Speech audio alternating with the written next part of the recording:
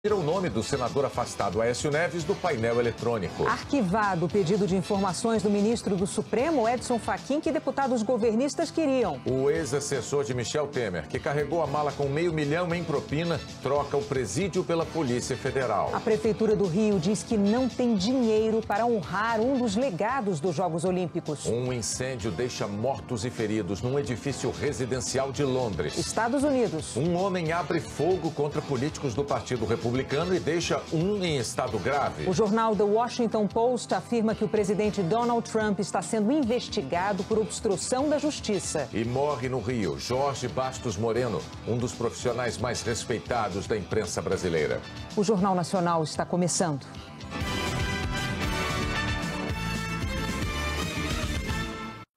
Depois da cobrança pública do Supremo Tribunal Federal, o Senado retirou o nome de Aécio Neves, do PSDB de Minas, do painel eletrônico. Isso depois de quase um mês que o ministro Edson Fachin afastou Aécio das funções parlamentares. Os senadores ficaram surpresos. O nome do senador afastado, Aécio Neves, do PSDB, que até ontem estava no painel de votações, não está mais. O presidente, Eunício Oliveira, do PMDB, explicou. Reclamaram tanto, fotografaram tanto esse painel, que a mesa resolveu excluir o nome do senador pelo afastamento que veio do Supremo Tribunal Federal. Estava bloqueado. Agora está apagado o nome para que não gere nenhum tipo de dúvidas em relação a isso. Então não há nenhuma novidade, nenhuma novidade em relação a isso. A mesa tomou todas as providências para atender à decisão da Suprema Corte. No site do Senado, o nome de Aécio também não está mais entre os senadores em exercício. Agora, o nome dele aparece sozinho na lista dos afastados por decisão judicial. Assim que encerrou a sessão, Eunício foi para o Supremo conversar com o ministro Marco Aurélio sobre a decisão do afastamento de Aécio. Antes do encontro, o Senado divulgou esse ofício, com as medidas que teriam sido adotadas, entre elas a suspensão do pagamento de remuneração, ou seja, o corte do salário de quase R$34 mil. Mas no encontro com o ministro Marco Aurélio, mudanças. Segundo a assessoria do Senado, o ministro explicou que o salário de Aécio Neves não pode ser cortado integralmente. E aí, nova nota. Vão ser descontadas as ausências nas sessões deliberativas, as votações, R$ 1.500 por sessão. E mais, como o mandato dele não foi cassado, o senador foi afastado, o gabinete pode continuar funcionando. E o suplente só deve ser convocado após um afastamento de 120 dias. Depois do encontro, Marco Aurélio, que ontem disse que o Senado não estava cumprindo a ordem do Supremo, elogiou Eunício. Apresentou o quadro revelador do cumprimento do ministro Luiz Edson Fachin. O senador Aécio Neves foi suspenso das funções legislativas. Agora precisamos aguardar com serenidade. As instituições estão funcionando como convém e há a independência e a harmonia entre os poderes, o poder legislativo e o poder judiciário. E hoje o ministro Ricardo Lewandowski foi sorteado o novo relator de um dos 5 inquéritos abertos para investigar o envolvimento de Aécio Neves com as irregularidades narradas nas delações da Odebrecht. O caso foi retirado da Lava Jato, que apura fraudes na Petrobras. A assessoria de Aécio Neves declarou que ele tem cumprido integralmente a suspensão das atividades parlamentares e reafirmou que todas as doações eleitorais da Odebrecht foram declaradas ao TSE. O ex-deputado Eduardo Cunha, do PMDB, prestou depoimento no inquérito que investiga o presidente Michel Temer com base nas gravações da JBS. Segundo o delator Joesley Batista, Temer deu aval para comprar o silêncio de Cunha na cadeia. Eduardo Cunha falou por 1h30 na sede da Polícia Federal em Curitiba. Ele respondeu às perguntas encaminhadas pelos investigadores de Brasília responsáveis pelo inquérito. Foram 23 perguntas sobre as investigações que surgiram com as delações de executivos da JBS. Segundo o advogado de Cunha, o ex-deputado não respondeu uma a uma, preferiu dar uma declaração genérica. Cunha, de acordo com o advogado, afirmou que nunca foi procurado e nem recebeu qualquer pedido de Michel Temer ou de qualquer interlocutor do presidente para que ficasse calado. Quanto aos fatos da JBS, o deputado ressaltou mais uma vez de forma firme que o silêncio dele nunca esteve à venda, né? Ou seja, nunca procuraram ele, nem o presidente Temer, nem interlocutores próximos ao presidente para comprar o silêncio do deputado. Então ele refutou todas as perguntas. A investigação sobre as gravações da JBS teve início em abril, com autorização do Supremo Tribunal Federal. Nesse inquérito, o presidente Michel Temer é investigado por corrupção, obstrução de justiça e participação em organização criminosa. Em março deste ano, Temer foi gravado por Joesley Batista numa conversa em que, segundo os procuradores, o presidente deu aval para que Joesley mantivesse pagamentos à Cunha e para impedir revelações do ex-deputado na Lava Jato. Eu estou de bem com o Eduardo. Tem que manter isso. Todo mês também. Eu estou segurando as pontas, estou indo. Depois do depoimento, Eduardo Cunha voltou para a prisão. Segundo fontes, Cunha disse que não foi procurado pelo Ministério Público ou pela Polícia Federal para fazer um acordo de delação premiada. Os investigadores de Brasília também mandaram outras 24 perguntas sobre uma ação contra o ex-deputado que apura se houve desvios de recursos do FGTS. O advogado de Cunha disse que ele não respondeu a essas perguntas por considerar que elas já foram respondidas na própria ação. O Palácio do Planalto não quis comentar. O presidente da Comissão de Constituição e Justiça da Câmara, Rodrigo Pacheco, do PMDB, arquivou o pedido para que o ministro do Supremo, Edson Fachin, prestasse informações à comissão. A Constituição só permite que a comissão faça isso com ministros de Estado. Deputados governistas queriam saber se Fachin tinha relacionamento com Ricardo Saldi antes de homologar a delação do executivo da JBS. Anteontem, deputados da oposição chegaram a pedir que o Supremo anulasse o requerimento. Uma correção. Ontem nós dissemos que o depoimento de Joesley Batista à Procuradoria da República em Brasília foi determinado pela Justiça. Na verdade, foi uma iniciativa do Procurador da República, Ivan Cláudio Marques, na investigação sobre o suposto pagamento de propina da JBS aos ex-presidentes Lula e Dilma Rousseff do PT. E segundo o delator Joesley Batista, as contas vinculadas aos ex-presidentes totalizavam 150 milhões de dólares e não de reais, como o Jornal Nacional afirmou ontem. Pelos dois erros, nós pedimos desculpas. Os ex-presidentes negam ter recebido qualquer valor da JBS. Por ordem do ministro Edson Fachin, do Supremo, o ex-assessor especial do presidente Michel Temer, Rodrigo Rocha Loures, foi transferido da penitenciária da Papuda para a carceragem da Polícia Federal, em Brasília. A defesa alegou que Loures recebeu ameaças e corria risco de vida. Ele passou uma semana no presídio. A subsecretaria do Sistema Penitenciário declarou que não houve nenhuma ocorrência de ameaça contra Rocha Loures na Papuda. A Comissão de Assuntos Econômicos do Senado aprovou a indicação do nome do novo presidente do CAD. O comando da autarquia, que zela pela livre concorrência, foi um dos temas abordados por Joesley Batista na conversa que ele gravou com o presidente Temer. O PMB, partido do presidente Michel Temer, está por trás da indicação de Alexandre Barreto de Souza. Ele conta com as bênçãos dos senadores Romero Jucá e Renan Calheiros para assumir a presidência do CAD, Conselho Administrativo de Defesa Econômica. Alexandre Barreto de Souza é o chefe de gabinete do ministro Bruno Dantas no Tribunal de Contas da União. Bruno Dantas também chegou ao TCU com o apoio político de Renan.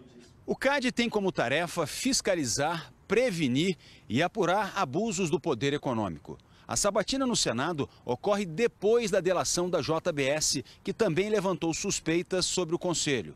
Aos procuradores, o dono da JBS, Joesley Batista, disse que conversou com o presidente Michel Temer sobre a importância de ter influência sobre o novo presidente do CAD.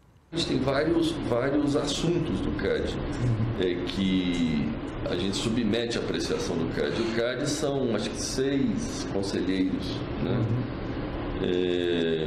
E o presidente do CAD está em aberto. Eu fui lá exatamente dizer da importância de ter um presidente alinhado com o governo, alinhado com os interesses do governo e principalmente alinhado com o interesse dele, né? Ele, naquela hora, me disse que, não, eu tenho uma pessoa lá que dá para ter conversa franca e tal. Eu entendi conversa franca, como que vai obedecer aos interesses, né, do presidente. Nas gravações que Joesley entregou ao Ministério Público está a conversa com Temer feita na noite de 7 de março no Palácio do Jaburu. Eu não vou falar nada descabido. Agora, esse presidente do CAD, não sei mas isso seria importantíssimo para o presidente do CAD. Ponta firme. Alexandre de Souza foi indicado por Temer pouco mais de um mês depois da conversa com Joesley Batista. Ele se recusou a comentar quem indicou seu nome ao governo. O líder da rede, Randolph Rodrigues, questionou Alexandre de Souza sobre a possível interferência do CAD para favorecer o grupo de Joesley Batista. Ele disse que desconhecia o assunto. O processo ainda não foi julgado no âmbito do CAD. De modo que tenho, confesso, dificuldades em tecer comentários sobre um processo que eu só conheço de notícia de jornal. O nome de Alexandre de Souza ainda precisa ser aprovado no plenário do Senado. Na delação, Joesley também falou que Temer indicou o ex-assessor especial da presidência, Rodrigo Rocha Loures, para resolver assuntos do interesse do empresário no CAD. Loures foi flagrado recebendo uma mala com R$500 mil. Segundo Ricardo Saldi, executivo da JIF, o dinheiro foi a primeira parcela para garantir apoio no CAD na assinatura de um contrato com a Petrobras de fornecimento de gás à usina termoelétrica do grupo em Cuiabá. A Petrobras, no entanto, não aceitou fazer o contrato nos termos propostos pela JIF. A Justiça Federal inocentou por unanimidade o presidente do Bradesco, Luiz Carlos Trabuco, num dos processos da Operação Zelotes. Ele era acusado de pagar propina para que o banco conseguisse decisões favoráveis no CARF, o órgão que julga recursos contra multas aplicadas pela Receita. O ministro Edson Fachin negou o pedido da defesa do ex-presidente Lula para suspender a ação sobre o triplex em Guarujá, que está em Curitiba. Os advogados queriam acesso à delação premiada do dono da OAS, Léo Pinheiro, argumentando que isso seria um direito da defesa. O ministro Fachin negou que haja qualquer tipo de cerceamento de defesa e alegou que ainda não há informação concreta de que Léo Pinheiro tenha fechado um acordo de delação. Quase um ano depois do fim da Olimpíada do Rio de Janeiro, o custo final com as arenas esportivas ficou mais salgado. Os números foram apresentados hoje pelo governo federal e a Prefeitura do Rio afirmou que não tem dinheiro para transformar uma das arenas em escolas, como tinha sido prometido. A prestação de contas foi apresentada nessa audiência pública. As despesas com arenas e instalações olímpicas aumentaram em 137 milhões de reais. Principalmente contas de água e luz. Chegaram a 7 bilhões e 230 milhões de reais.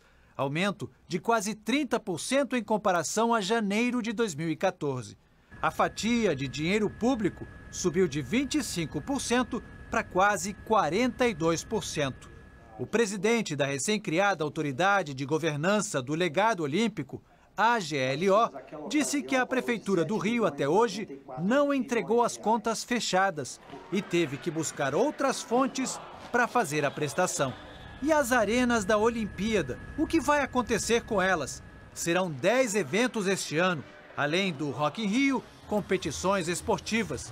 Agora o governo federal procura parceiros privados para dividir a despesa de 45 milhões de reais por ano só com manutenção. Eu tenho certeza que a gente vai conseguir, com muito trabalho, preencher um calendário que atenda não só o esporte de alto rendimento, né, que é um dos nossos focos, mas também o esporte educacional, de inclusão social.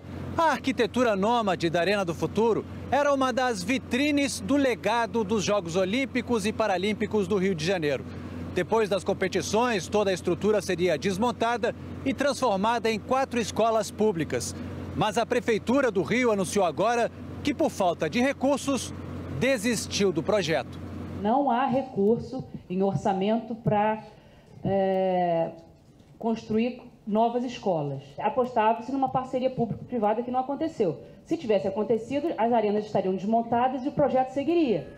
O Tribunal de Contas da União não ficou satisfeito e cobrou um plano de longo prazo para a utilização das arenas. Principalmente que a gente tem que levar em conta os custos, né? Quanto que vai custar ficar com o Ministério dos Esportes? Será que a sociedade quer arcar com isso? Né? Essa transparência é necessária nesse momento. A Prefeitura do Rio afirma que não repassou as informações exigidas pelo Tribunal de Contas da União porque não houve pedido formal para fechar a prestação de contas da Olimpíada. A autoridade de governança do legado olímpico declarou que enviou um ofício em abril. O Supremo Tribunal Federal suspendeu as ordens judiciais que bloqueavam contas do Estado do Rio para garantir o pagamento de servidores ou de dívidas do Estado. Os ministros do Supremo entenderam que bloqueios impedem o governo do Rio de se programar para gastos prioritários como os da saúde e da educação e que isso fere a autonomia orçamentária estadual. Todo o dinheiro que já foi bloqueado e que ainda não foi usado deve ser devolvido aos cofres do Estado. A seguir, um dos jornais mais importantes dos Estados Unidos afirma que o presidente Donald Trump está sendo investigado por obstrução da justiça. Um incêndio deixa mortos e feridos num edifício A Secretaria de Segurança Pública do Pará divulgou os laudos sobre a morte de 10 poceiros numa ação da polícia. Um dos poceiros foi baleado na cabeça a queima-roupa. Os outros 9 na região do peito, mas não a queima-roupa. Segundo a perícia, nenhum foi baleado pelas costas. Sobreviventes relataram que os poceiros foram torturados e depois executados. Nos Estados Unidos, o ataque de um atirador contra um grupo de parlamentares do Partido Republicano feriu 5 pessoas. O atirador James Hodgkinson abriu fogo contra deputados e senadores que treinavam para um jogo beneficente de beisebol a 15 quilômetros do Congresso. Armado com um fuzil, ele disparou mais de 50 tiros, ao saber que o grupo era republicano. Os seguranças do deputado Steve Scalise, um dos líderes do partido, reagiram e feriram o agressor, que morreu no hospital. Scalise foi atingido no quadril e passou por uma cirurgia. Numa rede social, o atirador escreveu que o presidente Trump é um traidor que destruiu a democracia e que estava na hora de acabar com ele e seus partidários. James Hodgkinson trabalhou como voluntário na campanha do pré-candidato democrata à presidência, Bernie Sanders. O senador condenou o ataque. O presidente Donald Trump disse que os americanos são mais fortes quando estão unidos. E um dos jornais mais importantes dos Estados Unidos afirmou que o presidente Donald Trump está sendo formalmente investigado por obstrução da justiça. Por isso, nós vamos até Nova York agora ao vivo conversar com o correspondente Fábio Turci. Ele traz detalhes dessa história. Boa noite, Fábio. Boa noite, Renata, Bonner, boa noite a todos. É o jornal Washington Post quem afirma que Donald Trump teria tentado obstruir, está sendo investigado porque teria tentado obstruir a investigação sobre a interferência da Rússia nas eleições americanas do ano passado. É o investigador independente Robert Mueller, que foi nomeado pelo Departamento de Justiça no último dia 17 de maio, quem está investigando essa suposta obstrução da justiça de Trump, segundo o Washington Post. Uma semana antes da nomeação desse investigador independente, Donald Trump demitiu o então diretor do FBI, James Comey. O FBI estava investigando e continua investigando essa suspeita de participação da Rússia nas eleições dos Estados Unidos. E a demissão do diretor do FBI levantou a suspeita de obstrução da justiça. Na semana passada, num depoimento ao Senado, James Comey, esse diretor demitido do FBI, afirmou que Trump pediu a ele que deixasse para lá uma investigação sobre Michael Flynn. Michael Flynn foi conselheiro de segurança nacional de Trump e deixou o governo justamente depois que foram revelados contatos dele com autoridades russas. Trump também teria pedido ao diretor da CIA e ao diretor de segurança nacional que convencessem o FBI a deixar de lado aquela investigação sobre Michael Flynn. A defesa de Trump se manifestou agora há pouco, diz que o vazamento de informações sobre o presidente da República é absurdo e ilegal. Renata. Fábio Turci trazendo as informações aí de que, segundo o Washington Post, o presidente americano é investigado formalmente pela Justiça. Bonner. 12 pessoas morreram e mais de 70 ficaram feridas no incêndio de um prédio de 600 moradores em Londres. O fogo descontrolado pegou de surpresa centenas de pessoas na madrugada. Alguns escaparam sem fechar as portas. O incêndio então evoluiu e foi engolindo com facilidade o conjunto habitacional. No alto do prédio de 24 andares, pessoas encurraladas. Moradores tentaram a sorte descendo por lençóis. Outros sentiam na janela o calor chegar cada vez mais perto. Não foram poucos os que acenaram. Do lado de fora, as pessoas viram petrificadas o tempo passar e o fogo resistir. Pai e filha precisando de um colo. Mesmo com o risco de o prédio desabar, bombeiros se meteram num mar de cinzas. Demorou horas até que o incêndio fosse controlado. A chefe do serviço de emergência disse que nunca viu nada igual. Numa rua como essa, a gente consegue ilustrar bem como é que funciona a arquitetura de Londres. São prédios baixos, de 2, 3, 4 andares na média. E esse grande prédio do incêndio, de 24 andares, ele acaba se destacando no horizonte. As pessoas muito chocadas com esse, que é o maior incêndio em muitas décadas. Esse rapaz perdeu 2 amigos. Não consegue dormir, disse que viu pessoas saltando da janela. Para enfrentar um novo trauma, Londres voltou a recorrer à solidariedade. Foram tantas doações que os abrigos pediram para a população parar. O país viveu 3 ataques em 3 meses. Agora experimenta um novo tipo de dor. A torcida é que bons ventos voltem a soprar no Reino Unido. Em Volgogrado, na Rússia, um incêndio atingiu a construção de um estádio da Copa do Mundo do ano que vem. As faíscas de um equipamento de soldagem provocaram o fogo, mas ninguém se feriu. A Copa vai começar daqui a exatamente um ano, né, Renata? E na terceira reportagem da série especial sobre a Rússia, o correspondente Marcelo Correge fala de doping. Um prédio da época da União Soviética, maltratado pelo tempo, guarda algumas respostas para um capítulo nada belo da história do esporte. Aí dentro fica a Federação Russa de Atletismo, que não teve representante na Olimpíada do Rio. O motivo? Um escândalo de doping. O atletismo da Rússia está oficialmente fora dos Jogos do Rio. No mesmo prédio fica o Comitê Olímpico Russo, presidido desde 2010 pelo deputado federal Alexander Zhukov. Nesta entrevista exclusiva, ele pareceu determinado a limpar a imagem do esporte russo, mas falou pouco sobre o passado. Nossos atletas de outros esportes que participaram dos Jogos foram muito mais testados do que os de outros países e todos estavam limpos.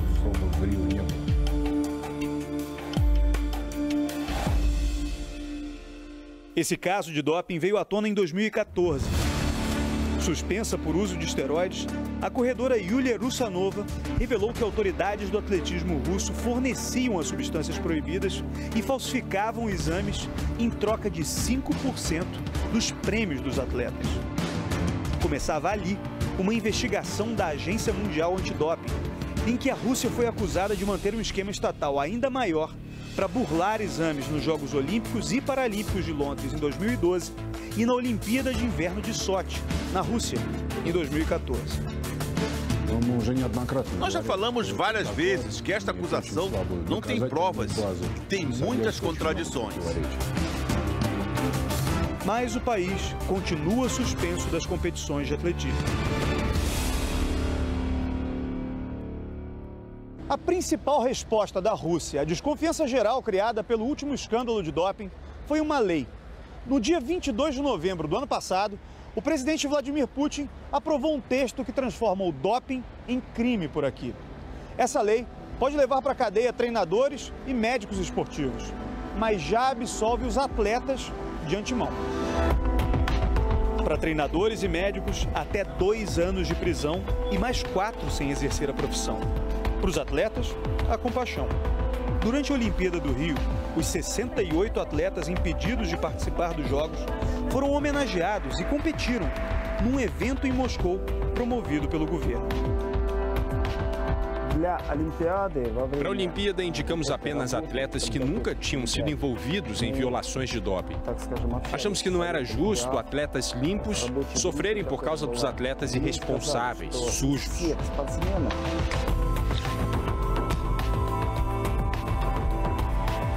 A bicampeã olímpica no salto com vara Yelena Zimbaeva jamais teve o nome envolvido no caso de doping. Mesmo assim, foi excluída da Olimpíada, em que pretendia conquistar o tricampeonato e dizer adeus ao esporte. Como todos os atletas fazem parte de uma federação que foi desclassificada, a Federação Internacional de Atletismo concluiu que todos os atletas deveriam ser desclassificados, o que eu achei muito injusto. Durante o último ano, Izimbaeva esteve à frente do Conselho de Supervisão da nova agência russa antidoping. Recuperar a credibilidade do atletismo russo pode ser o maior salto da carreira dessa campeã.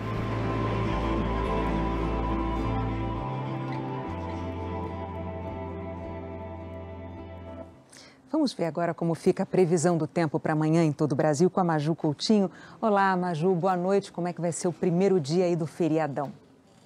Oi, Renata, boa noite para você, para o Bonner e para todos. Olha, amanhã muita gente deve botar o pé na estrada ou nos aeroportos, né? Tem previsão de névoa para o aeroporto de Congonhas, de Guarulhos, para o Galeão, o Internacional lá, Afonso Pena, no Paraná, e o Salgado Filho, no Rio Grande do Sul. Por falar em aeroportos, viu, tem piloto relatando ventos muito fortes nos níveis mais altos da atmosfera. Eu conversei com o meteorologista Gilvan Sampaio, do INPE, e também com o Fernando Brandão, capitão do Centro Nacional de Meteorologia da Aeronáutica.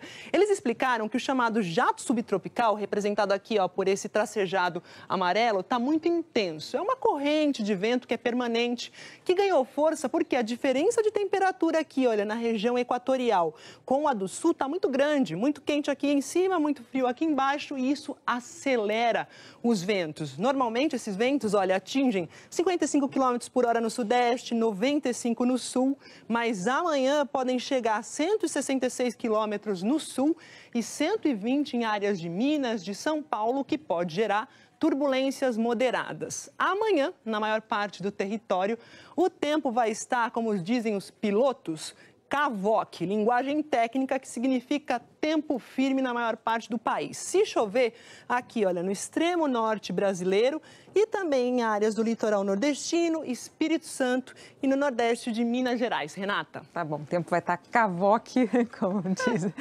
Agora, e as temperaturas, Maju, como ficam?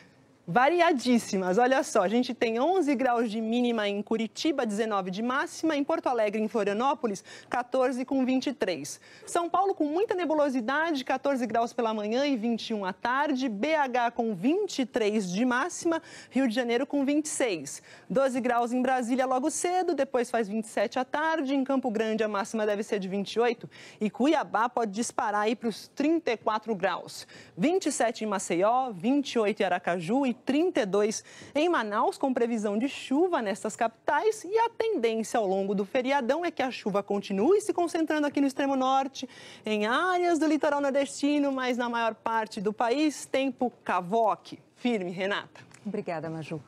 Até mais. A seguir, a morte do jornalista Jorge Bastos Moreno.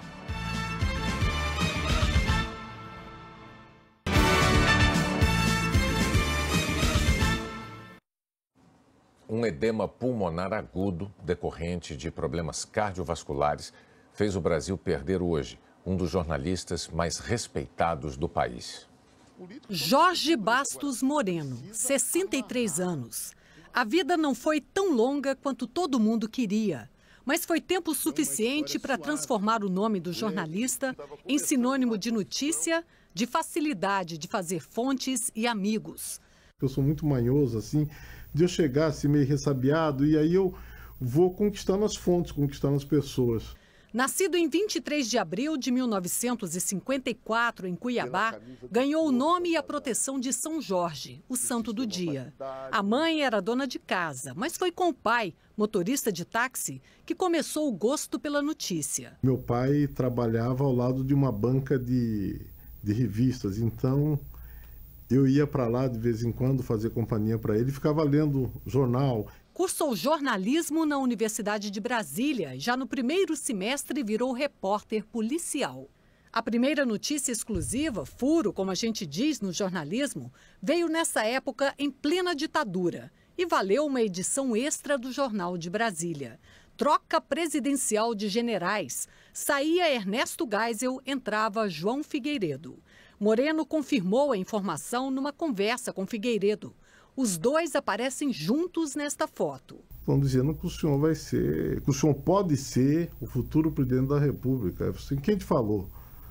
Eu falei, as fontes, general, as fontes é que falam as coisas, informam aí e tal. Aí disse, não, eu sou o futuro presidente. Eu fui escolhido para ser o futuro presidente da República. E aí nisso o Orlando Brito do Globo passa por mim e diz assim, você está com furo, você está com furo. Eu comecei a ficar nervoso. Em tempos de abertura política, o jovem jornalista se aproximou de protagonistas da história, Tancredo Neves e Ulisses Guimarães. Quando eles me contavam as histórias que tinham vivido, eles se sentiam felizes por recapitular aquilo, entende? Foi uma vida de furos marcantes. Em 1992, foi de Jorge Moreno a revelação da ligação pessoal do então presidente Fernando Collor com o esquema de PC Farias. Era a prova cabal de que a CPI precisava.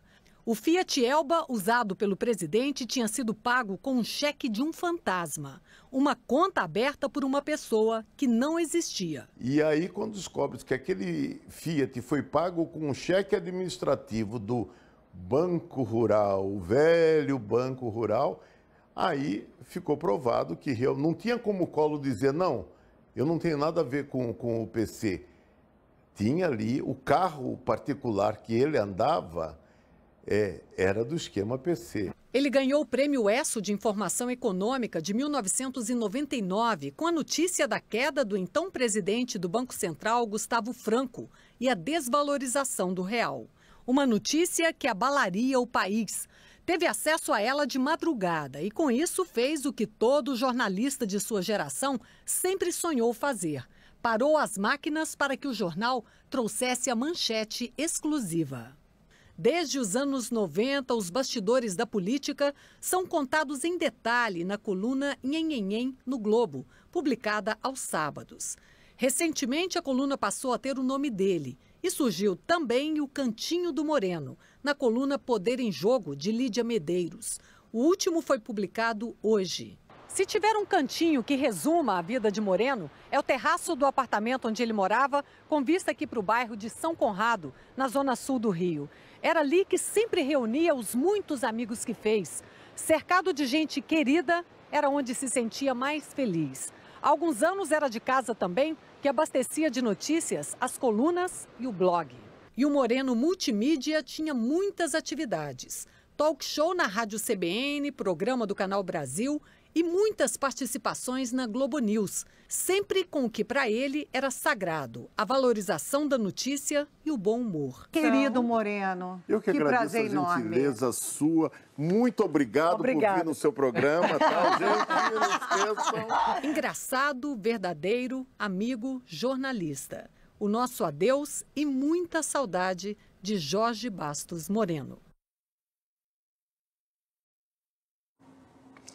Jorge Bastos Moreno tinha o poder de agregar as pessoas. Transitava na política e nas artes com a mesma naturalidade. E os amigos lotaram o velório no Rio.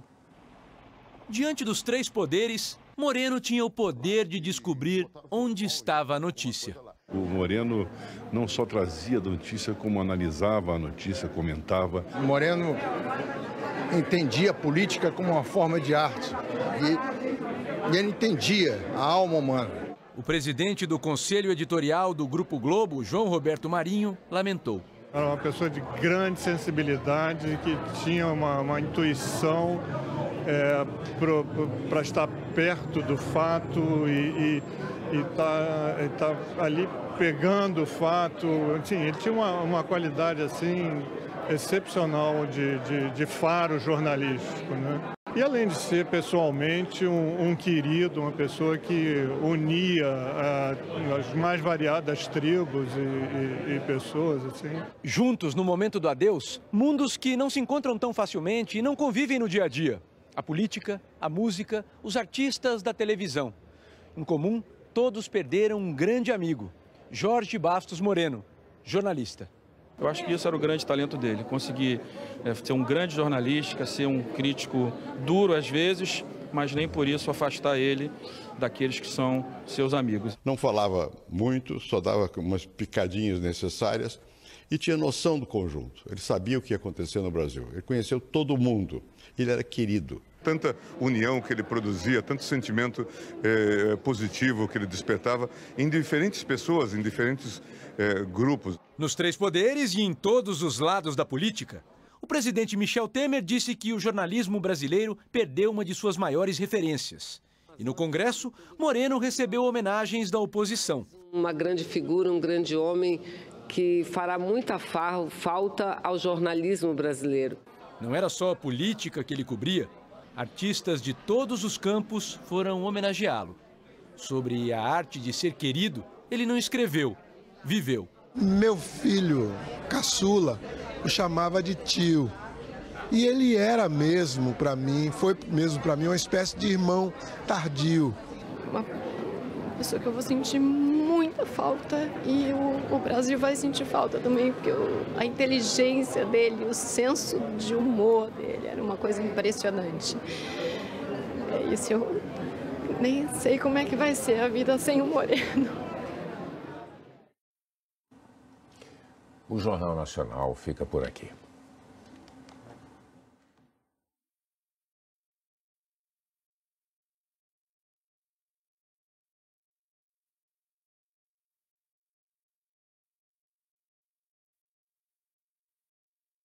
Tira o nome do senador afastado Aécio Neves do painel eletrônico. Arquivado o pedido de informações do ministro do Supremo, Edson Fachin, que deputados governistas queriam. O ex-assessor de Michel Temer, que carregou a mala com R$500 mil em propina, troca o presídio pela Polícia Federal. A Prefeitura do Rio diz que não tem dinheiro para honrar um dos legados dos Jogos Olímpicos. Um incêndio deixa mortos e feridos num edifício residencial de Londres. Estados Unidos. Um homem abre fogo contra políticos do Partido Republicano e deixa um em estado grave. O jornal The Washington Post afirma que o presidente Donald Trump está sendo investigado por obstrução da justiça. E morre no Rio Jorge Bastos Moreno, um dos profissionais mais respeitados da imprensa brasileira.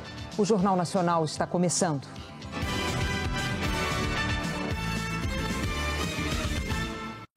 Depois da cobrança pública do Supremo Tribunal Federal, o Senado retirou o nome de Aécio Neves, do PSDB de Minas, do painel eletrônico. Isso depois de quase um mês que o ministro Edson Fachin afastou Aécio das funções parlamentares. Os senadores ficaram surpresos. O nome do senador afastado, Aécio Neves, do PSDB, que até ontem estava no painel de votações, não está mais. O presidente Eunício Oliveira, do PMDB, explicou. Reclamaram tanto, fotografaram tanto esse painel, que a mesa resolveu excluir o nome do senador pelo afastamento que veio do Supremo Tribunal Federal. Estava bloqueado. Agora está apagado o nome para que não gere nenhum tipo de dúvidas em relação a isso. Então não há nenhuma novidade, nenhuma novidade em relação a isso.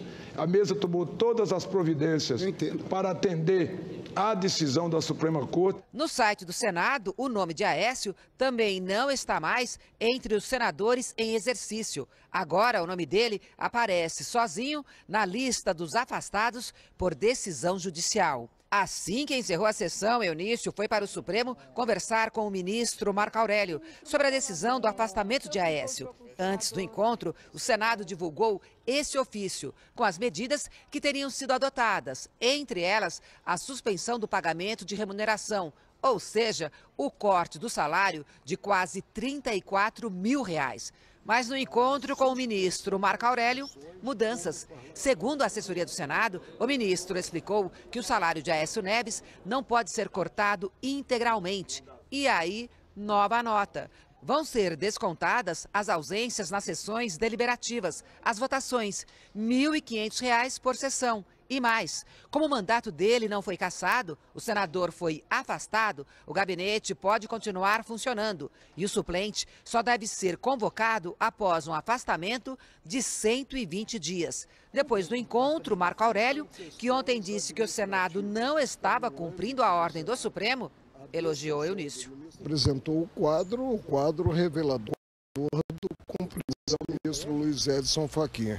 O senador Aécio Neves foi suspenso das funções legislativas. Agora precisamos aguardar com serenidade. As instituições estão funcionando como convém e há a independência e a harmonia entre os poderes, o poder legislativo e o